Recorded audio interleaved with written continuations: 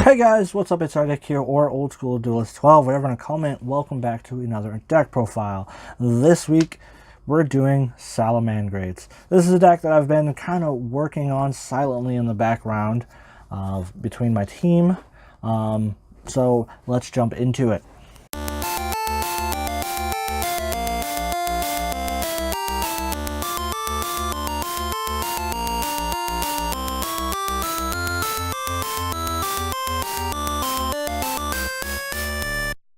So this deck is part of the new, basically it is a new meta. It's definitely showing its place and earning its place in the meta spot. It's extremely consistent and extremely can just reproduce its board no matter what you do to it. So let's start. I'm playing 3 Salamangreat Gazelle. Pretty standard for the deck. If you're going to play Salamangreats, this is your one of your biggest starting cards. So that's really nice. 3 Salamangreat Spinny. This card is awesome. This is actually one of my favorite cards. Actually, no, it's not. It's not one of my favorite cards of the deck. But this card is amazing. Next card, we're playing 2 Salamangreat Foxy. I do like the Foxy. To be honest, I barely see Foxy, but when I see Foxy, it gets the job done. Now, here's my favorite card out of all the Salamangreats. This is my favorite card for some weird reason, I like seeing it. I love seeing this card, and that is Salamangreat Foul.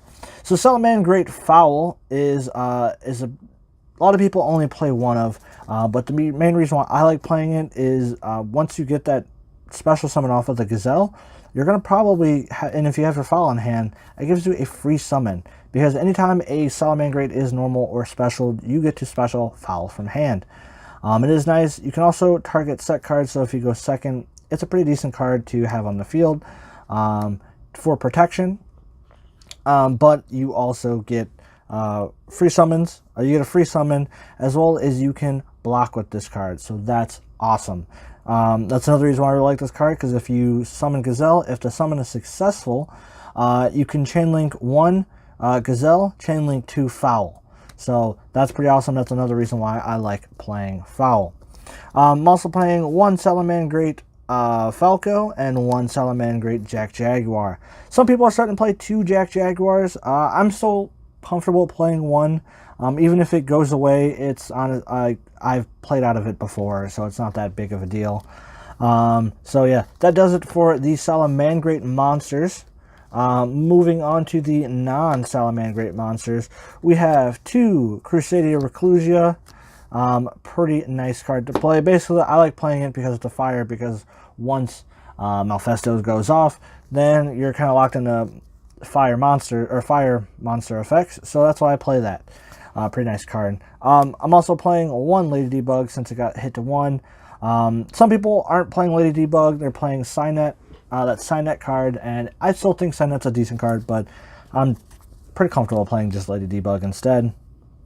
For the hand traps that we're playing triple Ash Blossom and Joyous Spring. Ash Blossom is still an amazing card to play.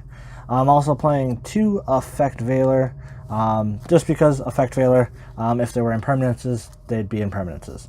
And 1 DD Crow. I actually really like playing DD Crow.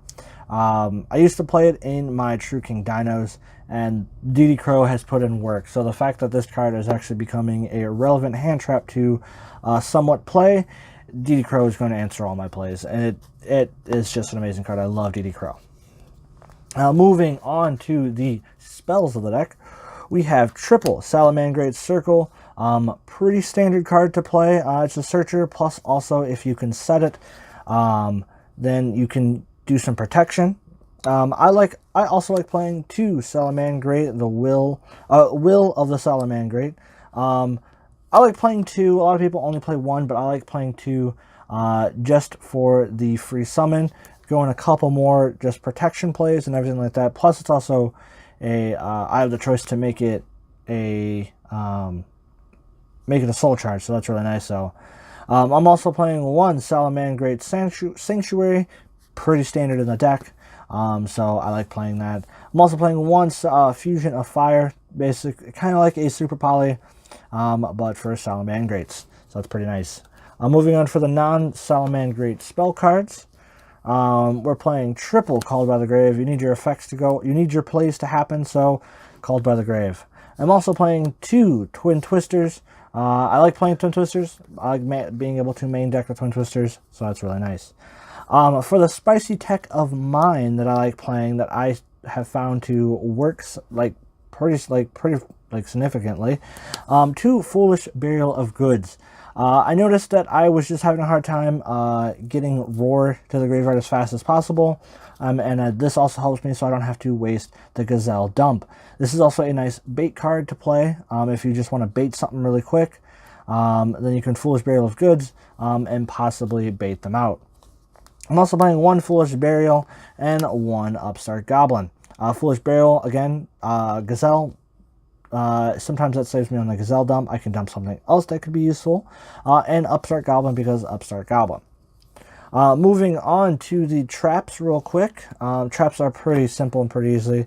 2 Salamangreat Roar and 1 Salamangreat Rage. This is kind of like your big card to play.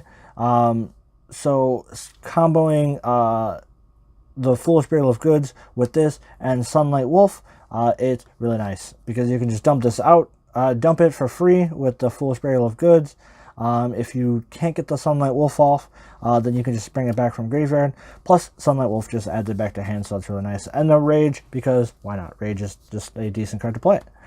Moving on to the extra deck, we are playing triple Salamangreat Baylynx. Salamangreat Baylynx is an amazing card to play. So I love playing Baylynx. Next card, we're playing the MVP of the deck, Salamangreat Sunlight Wolf. Sunlight Wolf is amazing. It is like your big play person. Like, you're going to be doing a lot of your plays. You are more than likely going through 2 of these, but it's okay. You can bounce it back. And then I'm also playing 2 Salamangreat Heat Leo. I like playing I like playing 2. I've seen people play, I've honestly seen people play 3 for the bounce back of Sunlight Wolf, plus also just other stupid shenanigan plays. But 2 Heat Leo is fine. I'm playing 1 Salamangreat Mirage Stalio.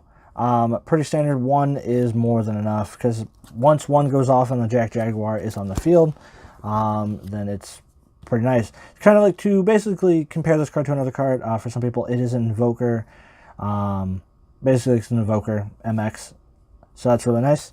I'm also playing the 1 Salamangreat Violet Chimera. Basically, it's your target for Fusion of Fire. And then we're also playing 1 Hita the Fire Charmer Ablaze. Amazing card. Love it. Especially useful in the mirror matches.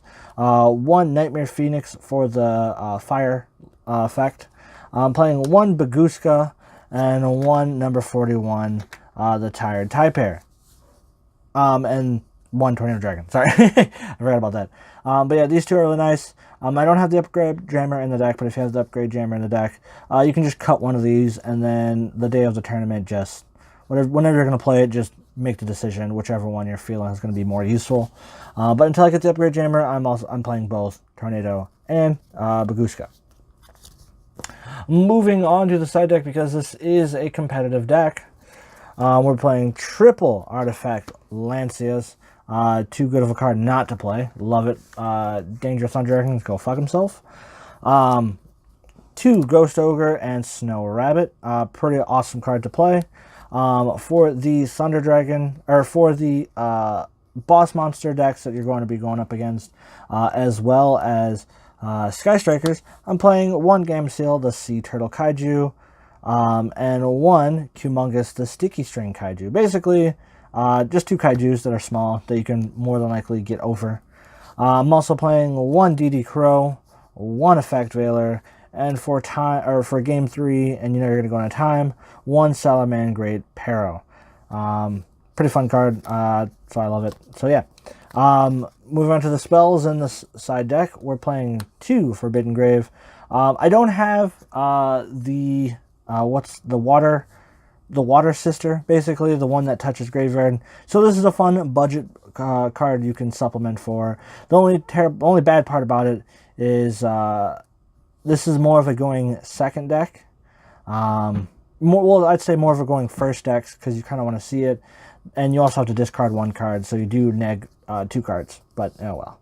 Other than for traps, we're playing triple red reboot. A lot of decks are starting to play Solemn Warnings, basically the Solemns. So this is a nice card to play up against it, as well as Impermanence. So you can stop. What's the name of that deck? Yeah, you can stop Impermanence. You can stop Evenly Matched. Trap heavy decks. And also for the mirror match, surprisingly. So yeah, that does it for the deck. If you guys like this deck, then go ahead and hit that like button. Don't forget to share and subscribe to the channel. I stream on Twitch, so you can go to Twitch, twitch.tv/OSDuelist12. You can follow me there. I stream there. I don't really have a schedule going on right now. I'm trying to stream on Tuesdays, and I'm trying to upload 1 Yu-Gi-Oh video a week. So videos are kind of sporadic at the moment. If you guys like this deck, like I already said all that fun stuff. But thank you guys, and have a wonderful, beautiful night, day thing, or whatever.